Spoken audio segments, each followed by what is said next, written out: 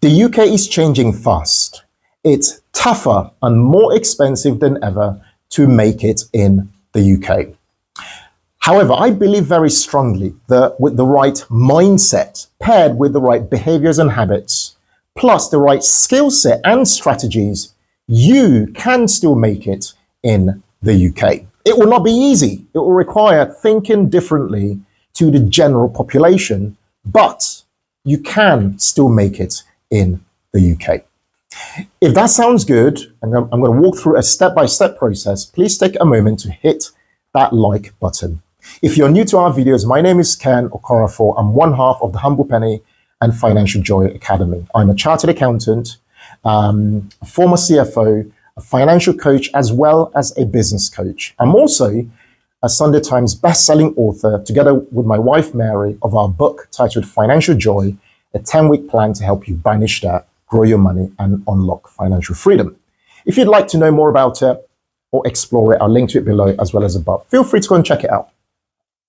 Now, today's video, here's the background to it. We've been making a mini-series about leaving the UK, trying to understand people's pros and cons, because the grass isn't always greener on the other side. It might be greener for some people, but for other people, it might just turn out to be astroturf. So I wanted to explore and speak directly to this idea. Is it even possible to still make it in the UK? And I want to have conversations and speak to people who are making it in the UK to help to bring those ideas to you guys. But I wanted to start it by sharing my own thoughts, which is where today's video comes from. So let's jump straight in and look at part one, which is to understand the landscape. I'm going to be looking at my phone here once in a while, just to make sure that I'm staying on track. What is the current landscape in the UK?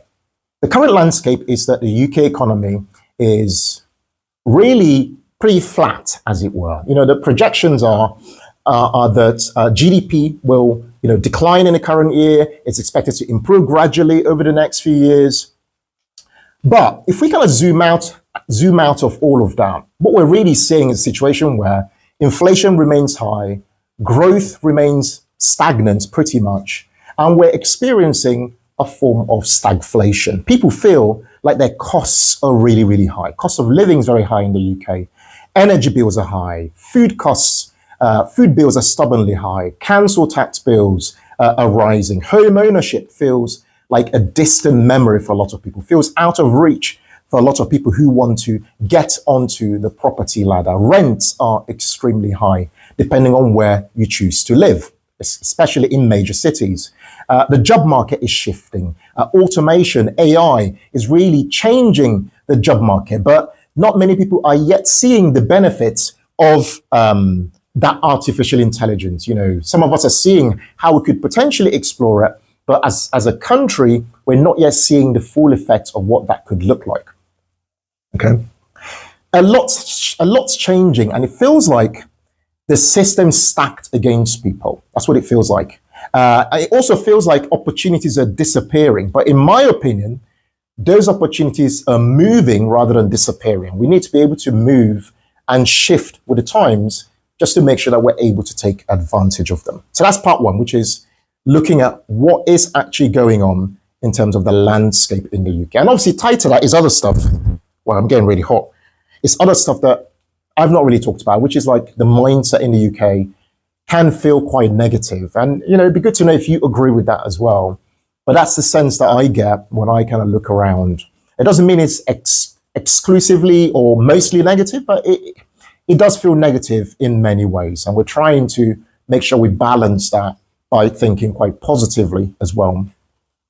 Now, let's look at section 2, which is like, what can we start to do? The remainder of this video will be like looking at what are the practical things we can do to make sure that you can make it in the UK still. The very first point, and this will seem like a really obvious point, but it's one that I need to speak to directly, which is to live below your means, but to think above them. Okay? Live below your means, but think above them. We know, the cost of living is real. But oftentimes, it's our lifestyle decisions that makes things really difficult for us. It's the lifestyle choices we make that means that we end up struggling in many ways. I'll take the example. Let's say and the example is this. Tom earns £40,000 in a year, but he spends £38,000 in the same year. Let's say that's how the scenario. Sarah earns £30,000, but Sarah spends £25,000. The question is who will be a bit wealthier 5 years from now if they invested the difference? The obvious answer is Sarah every single time, because even though Sarah earns a lot less than Tom, she somehow manages to spend less because the margin that she has, that buffer she creates in between what she earns and what she spends, is what creates the freedom in the future. So the key action for us in this first point is to audit our expenses. Really be very conscious about our lifestyles on a personal level.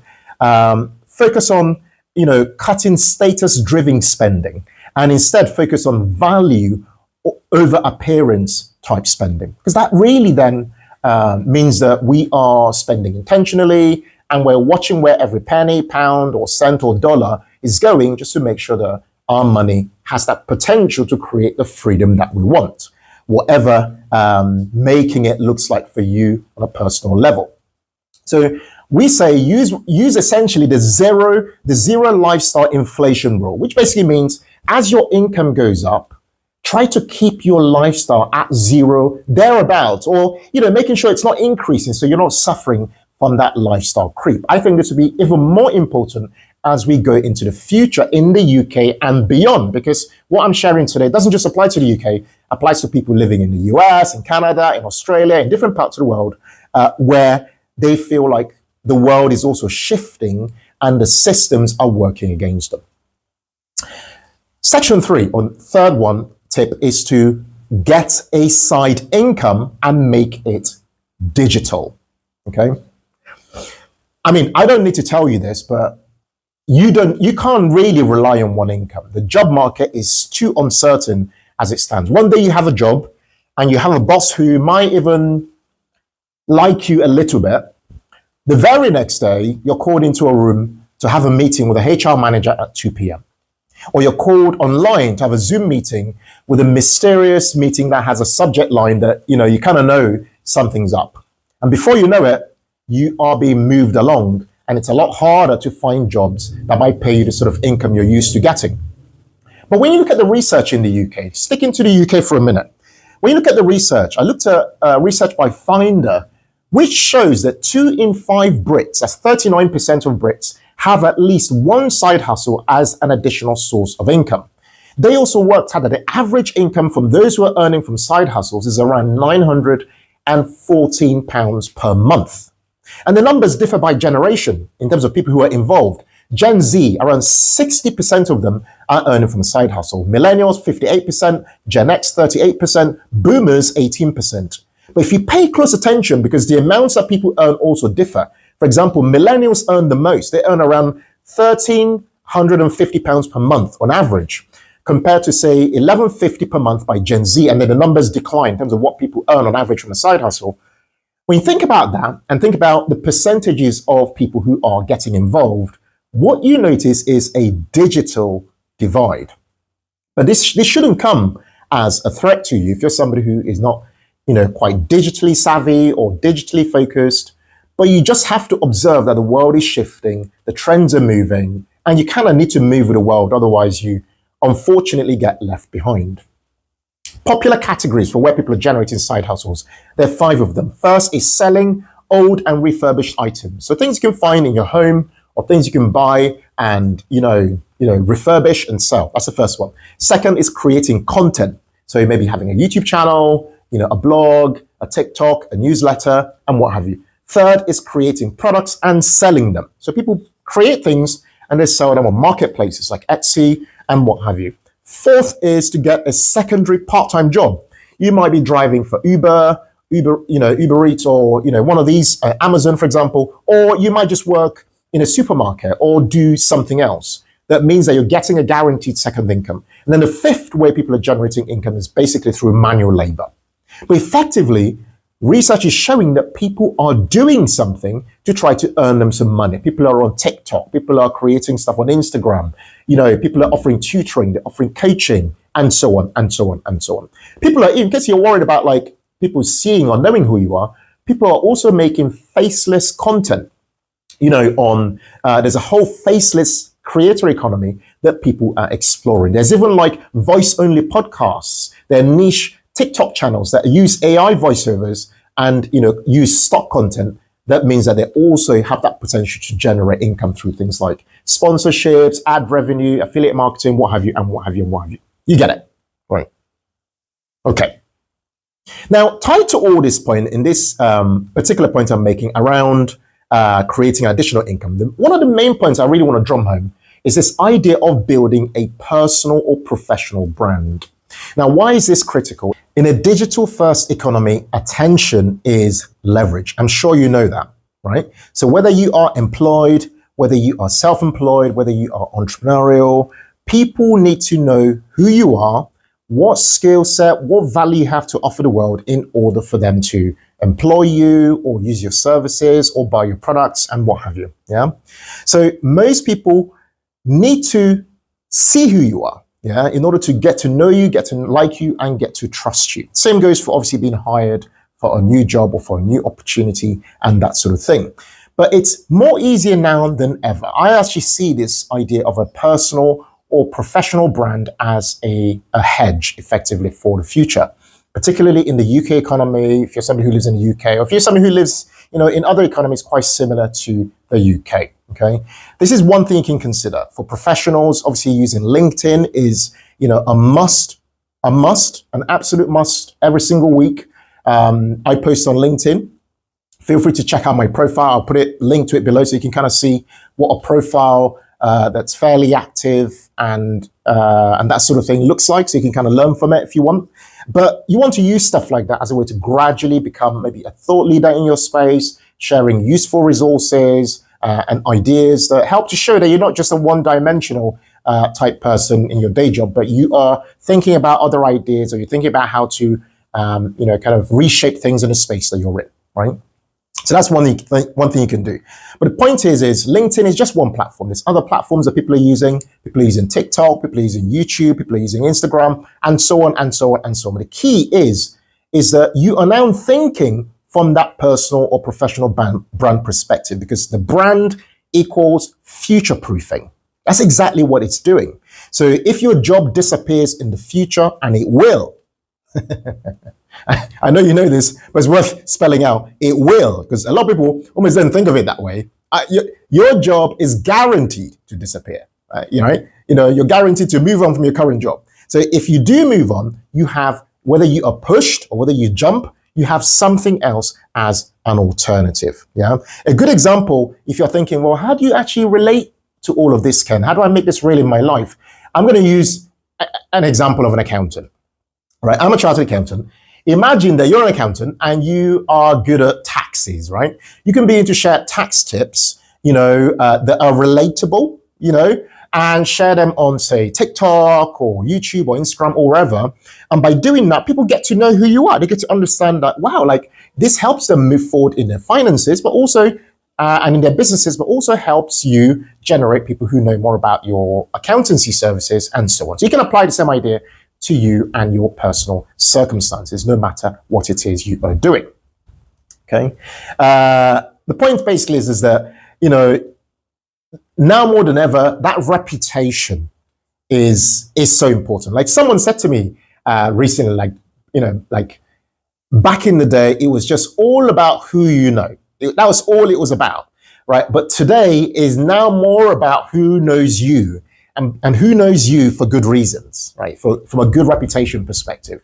So that's more important. So who you know is important, but who knows you is also now even more of an important thing to have. It's like an asset that's on your side as well, okay?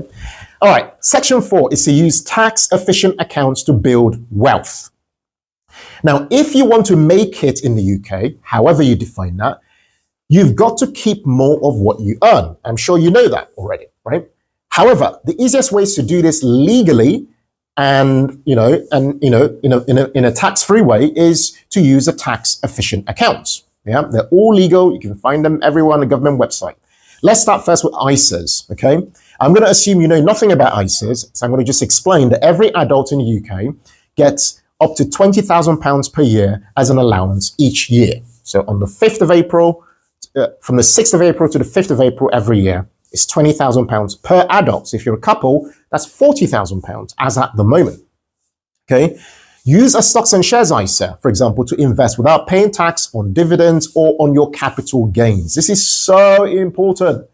And this is a relatable point for everybody, because you might go, because a lot of people, they make a lot of excuses about building wealth. They'll say, oh yeah, I can't invest in property. I can't do this. I can't do that. I can't do that. They focus so much on what they can't do, not on what they can do. This is something that everybody can do, right? You can open a stocks and shares ISA if you are a UK resident. You can open one and start investing. The key is just invest. If you want to keep it simple, as at the time of making this video, the US stock market is undergoing, uncertainties. It's on a decline because we have these tariffs that are going on.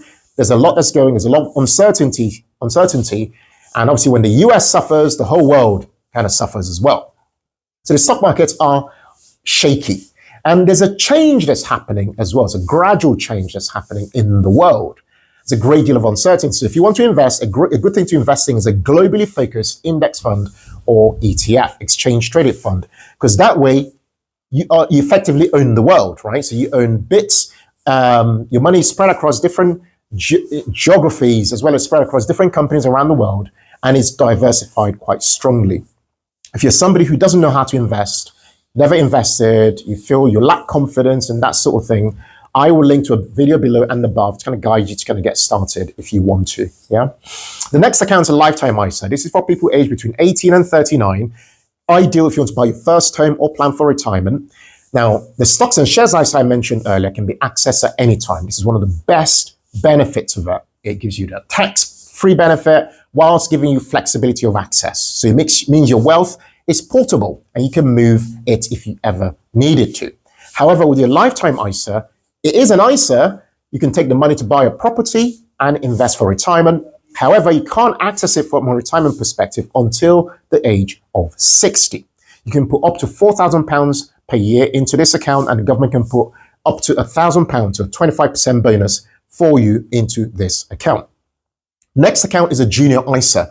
This is very important for you guys who have children, or those who aspire to have children. You can put up to £9,000 per year into a junior ISA tax-free. This is very, very important, particularly Mary and I have two boys who are aged, at the moment, aged 12 and 10. Our 12-year-old is in secondary school, and before I know it, he'll be at university age. And we're going to be talking about student loans, blah, blah, blah. And I don't know about you, but a lot of people, although the student loan is seen as effectively a tax in the UK, our view, personally, my wife and I, has always been, we want to avoid that whole system if we can. That way, anybody else who wants to use that student loan privilege can use it.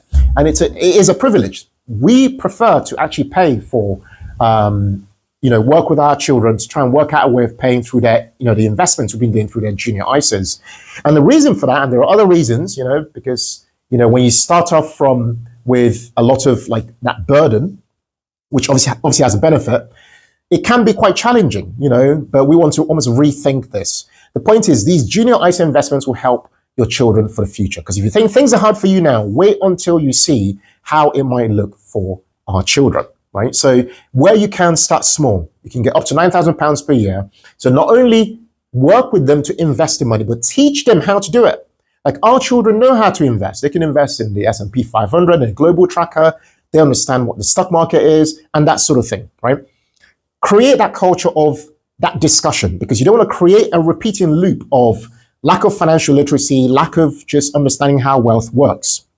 By the way, I'm going to link below and above to a video we made about 10 ways you've been trained to be poor and how to turn that around. This is a video definitely worth going to watch. Next account is obviously your pension. Everyone knows about a pension, but for those who don't know, a pension gives you tax relief when you put money into it from your net income.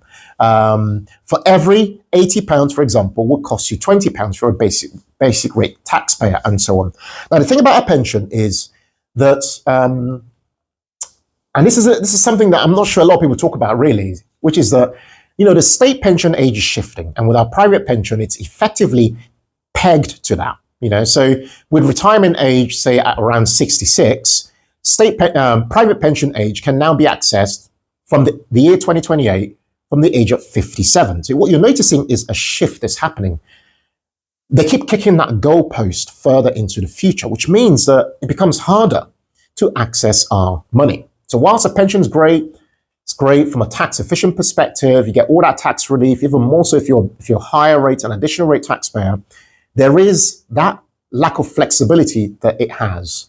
And only 25% of it's tax free. And plus, the rules have been changed recently so that pensions now fall into your estate from an inheritance tax perspective. So there's stuff like that also to really consider. In our book Financial Joy, we talk about in week 7 and week 9, because the book is a 10-week plan. We talk about in week 9 the order of investing your money depending on your goals.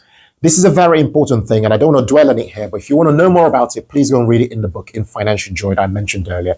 Because your goals will dictate which account you prioritize. Say for example, you wanted to retire earlier, for example, the pension might not be your first primary focus. Yeah. If you wanted to be somebody who retired maybe in your 50s, for example, early 50s or whatever. Yeah. The order will differ depending on your goals, and also depending on whether you're self-employed or employed, or whether you're higher rate and what have you, okay? And the fourth thing I want to talk about from this investing perspective is starting a micro limited company. So, it's a way for you to earn a little on the side whilst also building wealth. So with a micro limited company, you can contribute into your pension from your limited company. You can put up to £60,000 per year per person. And it will be tax deductible for your business. You pay the corporation tax on that money. You can pay yourself dividends, which are more tax efficient, a lower tax band. We've made videos previously on how to pay yourself as a limited company owner. I'll link below and above. Please go and watch that video. You can balance dividends and salaries if you wanted to. But one thing that some people don't even think about particularly is that you can also employ your spouse or employ your teenage children. That's right. And that way you can distribute legally your income from them working within your business, and that way you are keeping that wealth within your household. That's also something else worth considering. I wanted to just pause for a second and talk about the importance of diversification, okay? Because sometimes, and the reason I've started with the stock market first is because it's something that everybody can start, right? And it's now accessible to everybody, okay, no matter what level you're starting from. Even if you have a little bit of money, you can start investing. Now, diversification is important because I've mentioned earlier that when I'm making this video, the stock market is experiencing a lot of declines because we have these tariffs happening in the US. The US is imposing all these tariffs, and it's causing a lot of uncertainty globally. And as a result, we've seen declines in the S&P 500 and in the global equities market more generally. But as we know with investing is a long-term thing. And for some people, they might think, oh, I'm losing all my money because the stock market is tanking. But note that you don't lose anything. It's only paper losses. You only lose when you sell. But some people will be forced to sell. Yeah, so they will experience real losses in the stock market, right? That can happen. So diversifying is important over time. So that's why people buy things like gold, for example. Gold, as at the time I'm making this video, is at an all-time high. And people buy it as a doomsday type investment. They can move their gold if they wanted to. It preserves value, doesn't create any income, right? And it's an alternative. Some people go into property, for example. Tax efficiently though, some people, go into strategies in the UK, for example, flipping or commercial property, or they might do HMOs. Some, an increasing number, are looking at international property, right? So I'm currently in East Africa on holiday.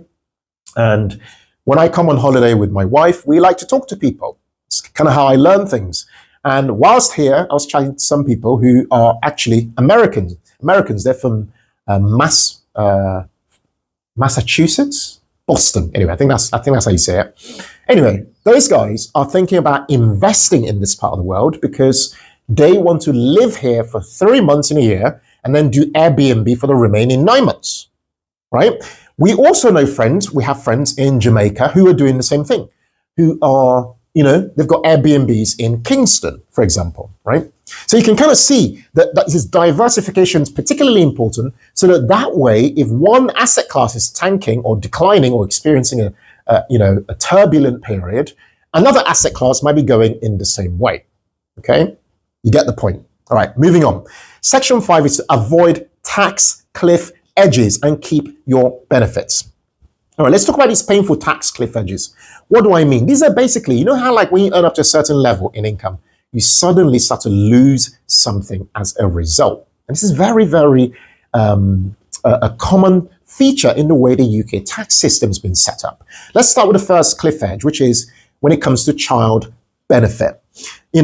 Under the high income child benefit charge, payments, your child benefit, for those who have children and who earn child benefit, starts to reduce if you or your partner earns £60,000 a year. They stop entirely when you earn £80,000.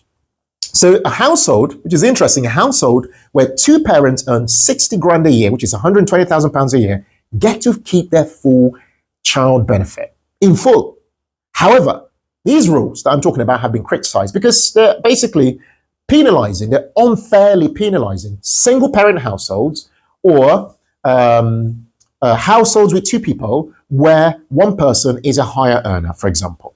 And that's unfair. But this is how the system has been structured. And if you start to think about it, and I'll come to it in a minute, there is a behavioral aspect that this starts to introduce that affects all of us, actually, because it affects the UK economy, right? Next cliff edge is when it comes to your personal allowances. And I'll share how to deal with these in a minute. If you earn over £100,000 in the UK, you start to lose your personal allowances. So for every £2 you earn over 100k, you lose £1. So current personal allowance is 12,570. So if you multiply that by 2, at 100, which is around £25,140, something like that. So at around £125,140, you will have lost all your personal allowances. That means at that valley, your effective rate of tax is 60%. This percentage is not written anywhere. I'll make a separate video about this because I could spend a lot of time talking about this particular point alone. The third point relating to these cliff edges is what happens to childcare. So a number of parents are entitled to 30 hours of free childcare, depending on how old their children are, right? If one parent in the UK earns over £100,000, you lose eligibility for the 30 hours free childcare. When you ask households, like, what are some of your biggest expenses? They'll say housing costs, so mortgage or rent. Then they'll say childcare. Childcare is a big deal for people in the UK. So you think that a system would be set up to encourage people to have childcare provision so that they can work. Yes, there is such a system. Yes, you do get these free hours, 30 hours. However, when you get to 100k, they start to take them away as well. Okay, so what is the solution to these points before I move on to our next point? The solution is salary sacrifice. So, and this is difficult. Salary sacrifice basically means you take a portion of your gross income. Let's say you earned, making it up, let's say you earn £70,000, but you wanted to come down to £60,000 so you can keep all your child benefit. You would salary sacrifice 10k into your pension. Let's say you earned, in another example, £110,000, but you know you're losing your personal allowances as a result. You would salary sacrifice 10k in that example to come back down to 100k so that you can keep all your personal allowances. Are you seeing the point? But not everybody can salary sacrifice because people are accustomed to a particular lifestyle. Yeah, their living costs are already so expensive that they cannot even afford to salary sacrifice. But that is what you can do. Now, I want to just pause quickly and talk about, the idea that firstly, everything I'm saying is legal and completely an ethical way to keep your benefits. There's nothing wrong with any of what I'm saying. You can read them on the government's website. But there is one thing I want to reflect on real quick, which is that we have a sad system in the UK, effectively a sad system of tax in the UK and the way it's structured. And the reason for that is the system in the UK tax system effectively kills aspiration. Yeah, because it's not rewarding you for earning more. Yeah. It also is damaging productivity, if you think about it. If somebody wants to keep all their child benefit, what do? They'll try and cap their income at £60,000. If somebody wants to keep their personal allowances, what do? They will try and cap their income at £100,000. What this then means is that people are they're not hitting for their full potential. Some might go, rather than take a promotion, they'll go, no, I'm not taking a promotion. I'm not taking an extra 10 grand so I can then manage an extra 10 people and earn less in net income. Who wants to do that? Nobody does. People are working maybe 4 days a week. People are refusing to do more work, basically, because they're like, this system doesn't reward me for doing it. So therefore, I'll try and keep my income at a certain level. But guess what that affects? That affects productivity, and that affects the UK economy ultimately. Because this productivity or this lack of productivity feeds into the growth prospects for the UK. Okay? So something needs to be done about that if we're being really real. All right, section 6 is about renting. Renting, question, make it work for you. Okay? Now, obviously, if you own your home in the UK and you pay it off a lot earlier, which is what we did, we paid off our mortgage in 7 years, a very challenging thing to have done and very unusual. I understand not everybody, it's not a race. You don't have to do the same, but pay off a bit earlier. It does benefit you over time. It benefited us. A lot of people argue against that, and that's fine. So do what works for you. But it's benefited us so much. I don't even know where to start. I'll link below and above to the video if you wanted to know how we did that. So please go and watch the video. But it's created so much because when you don't have housing costs, for example, it's game changing because all your income can go towards either expenditure or investing. For us, it's mostly investing and having experiences like what I'm doing right now, traveling and that sort of thing. But not everybody can own a home. For some people, it's outside of, it almost feels like it's completely outside of their reach. It almost feels impossible. And that's why I want to talk about renting. But coming back to owning has two key advantages as well, outside of all the things I've mentioned, which are in retirement, obviously, you're not paying rent, so you own. So that's amazing, right? Because rent will keep skyrocketing as they are already. But interestingly, owning your own home also means you don't pay any capital gains tax if you sell your principal private residence, right? That's a very important thing not to overlook, all right? Okay, now let's talk about renting because that's important because not everybody can own a home. So if you still want to build wealth while renting, a few things you can do. Number one is house hacking. So you can rent out a room and cut your costs. Okay, that's one way of doing it. Some people literally focus on I'm going to just go rent a room in a house, and that's my thing. I'll do a house share. And by doing that, I will save money and I will invest that. That's one way of doing it. People who own a home can rent out a room in their home and they can earn up to £7,500 per year tax-free. Second, for those who are renting, you can co-live with friends and split bills. Now, it requires a slight, shift in imagination, but you can do that as a way to save money. You can live further out and save the difference. Yeah. So you don't need to live in, major cities like London, for example, although nothing wrong with that. For those who love London, that's fine.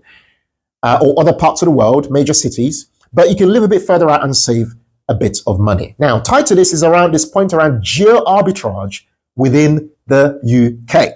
Now, I love this particular point because you can consider lower cost of living areas in the UK while you are earning a higher salary in places like London, for example. Yeah, so take places like, let's say, Yorkshire or Wales, or let's say up north in Scotland, for example. These different parts of the UK offer a better overall quality of life because the cost of living is lower there. And the pace of living is not as fast, it's not as polluted in these areas, right? And you get to still experience earn your income in a major city, for example, but you live somewhere and save a bit of money. And I know this is difficult for those who have to be forced back to the office because there's this counter trend of going back to the office, which I get. But it's up to you to then say, well, actually, if I'm being forced back to the office and then I need to start spending money to travel and all this stuff, you might choose to move jobs or you might choose to create your own job. Yeah. by creating your own side hustle or creating your own business. These things are possible, and I hope that this video I'm making will help you gradually believe it's possible, because a lot of the time, like, there's just all around negativity. And this is one reason I actually like living in the UK once in a while, because I kind of think like the mood there can kind of really dampen your spirits, and it can kind of really just make you feel like you can't really achieve a lot over there, because there's just this, sometimes, not all the time, sometimes it's this mindset that's very scarcity driven, Anyway, shifting gears. But the key when it comes to all this geo arbitrage stuff I'm talking about is to make sure that when you're saving that money, you are investing the difference. That's the key thing, because otherwise you're not building any wealth whatsoever. All right, tip 7 or section 7 is to build a network that opens doors, okay? Now, I would say that with the right network, you are literally one introduction away from a better paying job, your next client, your next speaking gig, your next business idea, your next joint venture, and so on. There is a whole hidden economy within the UK economy of jobs that never even get advertised. And you only hear about them through certain networks, through, private WhatsApp groups or private groups, and so on, or by having the right relationships. Now, how can you access these networks? There are lots of them that exist. The key is to take certain steps. So start by attending free local business or startup events. Anyone can attend. Look on things like Eventbrite, for example, just attend. You can use LinkedIn to connect with people. Follow, if there's certain people who inspire you, follow them, engage with their content, and reach out to them. Look for ways to learn from them, get to know them. Look, I don't think people understand like how powerful it is to have the right relationship. Even having a handful of the right relationship could mean that you radically improve your chances of wealth creation within the UK, just based on the right relationships. Because through that, you can tap into their intellectual property, their IP, their way of thinking, their networks. Yeah, really powerful stuff. You can volunteer, volunteer with causes that align with your goals. And by doing that, you never know what opportunities come through volunteering. This is one of those overlooked things that people, it could even lead to a job outcome for you. You can join online communities. I mentioned earlier that Mary and I are founders of Financial Joy Academy over at financialjoyacademy.com. Our members are called Dream Makers, and in there we are working towards goals together. These are people with a radically different mindset. They're not focused on scarcity, they're all about the abundance mindset. And we have classes, we have the lunchtime club. Every day we meet up at 1 p.m. GMT or BST, and we're talking about different topics, from reading a book to talking about case studies for businesses to working on our mindset. We have over 70 classes on different topics: creating and starting an online business, investing, career maximization, all those things. Again, I'll link to it below and above if you want to learn more. The key is there's something for everybody. There's free stuff. There's YouTube. There are podcasts. There's a lot you can do that can be a way for you to begin to learn and potentially build the right relationships. All right, section 8 is to learn fast and learn for free. Okay, now I want to speak directly to free resources. I talked about YouTube earlier. You're potentially watching me on YouTube. This is brilliant, right? You can learn on platforms like Coursera, FutureLearn, Skillshare. You can go to your local library. There's a lot that's out there. There are audiobooks, there are podcasts. The key though, I've learned, because we've been creating on YouTube now for a number of years. And the real risk is watching this stuff as though you're watching a Netflix video. Don't do that. The key is you have to really ask yourself, whenever you watch a video like this, you have to ask yourself, what is my next best step? What am I going to do immediately after watching this or in the next 24 hours to help me move forward? What am I going to take tangibly and act upon? It might be that you call and have a chat with a financial advisor, or speak to a financial coach, or speak to a business coach, or speak to your partner, or review your finances, or whatever. The key is to do something, because knowledge alone is not enough. Often I found that, and this is why I talked about things like the right communities, right spaces. If you notice, there's almost like a two-tier internet. There's the internet with all the free stuff, which people just watch and consume and might not do a lot. Then there's the other internet, which is mostly behind paid services, premium services, and that sort of thing, where there's accountability and that sort of thing. So think about that balance between your access to free stuff and access to spaces where you're building relationships that could potentially change your life. No matter where it is you're learning it, the key is to take action. All right, section 9, and this is, I'm coming to an end now, is consider a hybrid life. All right, I want to now speak to what I'm doing right now. Right, so I'm out in the eastern part of Africa, and I'm out here because I've never really been to this part of Africa. As someone who's born in West Africa and I've grown up most of my life in the UK, I've traveled the world. I've been very, very fortunate, and that's because I've designed my life this way with my wife. And I think we've been to maybe 35 countries so far, over the last, say, 15 years, something like that. And every year we try to go to somewhere new. And this year, we're over here in Kenya. I wanted to experience the Kenyan culture and see what life here in Kenya is all about. And I can tell you, I've been here maybe coming up to a week now. And look, the vibes are very different. And you learn so much by changing your environment. So for me, this idea of a hybrid life could be a way of making it in the UK, such that you are not just almost trapped in that environment where you feel like it's doom and gloom all the time, but you have the opportunity and you can do it cost effectively. We did this very cost effectively. We booked this travel thing 12 months ago. And we've been, saving towards that and, working towards it. So you can do stuff like that. You can collect Avios points, companion vouchers. You can do a lot of things, create pots and that sort of thing. But the key to this hybrid life for me, and this is me speaking to myself now, and you can obviously listen and apply the same idea, is that you only live once. There's only one life, right? So if you don't design the life you want, you ultimately just live in frustration. Nothing stops you creating the life you want. It's ultimately just a choice. So for me, a big part of what making it in the UK means, and bear in mind, I live in the UK fully. I pay tax in the UK fully. I pay all the taxes, corporation tax, VAT, income tax, council tax, all the taxes. Right? I pay all the taxes because I get taxes are very important. Because when you start to say things like, oh, I want to live a hybrid life, people start to go, oh, well, maybe it's to do with tax. No, not for me. Pay all the taxes because I understand the taxes.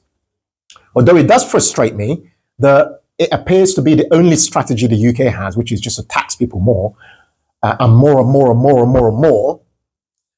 I pay all the taxes. But my point is, it's about that balance. And for me, it's about changing my environment, experiencing different cultures, living in different spaces, coming back with a different mindset, feeling refreshed, feeling like I'm truly living my life. I'm not just talking about it. So for you, what making it could be designing a similar life where you might spend a few weeks in a different part of the world.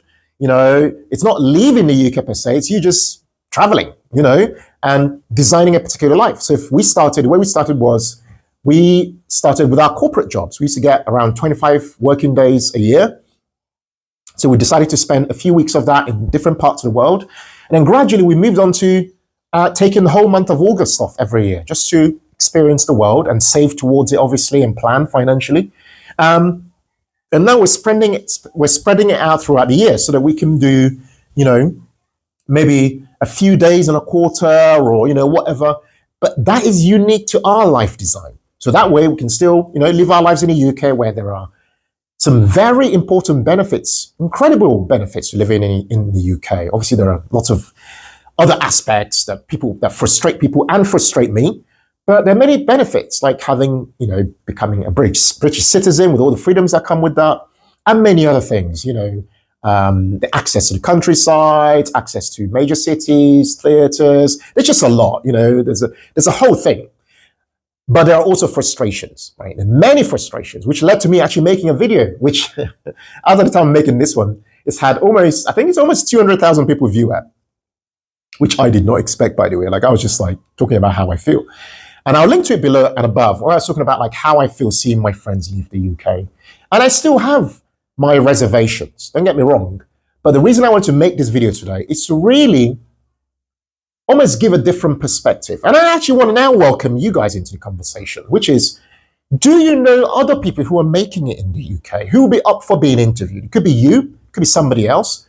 I'd love to hear from you, because we'd love to, in addition to the videos we'll be making about looking at living in the UK, living leaving the UK, sorry, we also want to make the videos about making it in the UK. So if you'd love to be interviewed, please jump in the comments and let us know. And we would love to jump on Zoom and interview you and understand how you are making it in the UK. Because I feel personally, and again, this is very personal, for my own personal circumstances, that for my own definition of what making it is, I feel like I have made it in the UK. And that would differ for everybody. And this is one of the reasons why I feel that even though the UK is challenging and will continue to be very challenging for people, there is still that capacity potentially to make it in the UK, or to at least create the life that you want, okay? I feel like there's just so many things that I've benefited from being in the UK that over time has helped me to create the life that I want. And the whole idea of making these videos is to basically share the information such that we are operating from a place of abundance rather than just scarcity. We're sharing things that will actually help you take steps to help you to move forward in your own life as well, okay? Now, if you've enjoyed today's video, please take a moment to hit the subscribe button. I hope you can see that we are taking every step really to share everything we can to help you shift your mindset, to help you take action, and to improve your personal life and financial life for you and your family if you have a family. So I hope you're really enjoying the videos. Before you head off and watch a next video, I highly recommend watching this next one over here, titled, "If you have 5 grand in the bank, invest in these 5 things." A very practical video that I really think is going to be a next step for you if you wanted to take certain steps in your own life towards wealth building, okay? Guys, thank you so much for watching today's video. And as always, in all things, be thankful and seek joy. Take care and bye for now.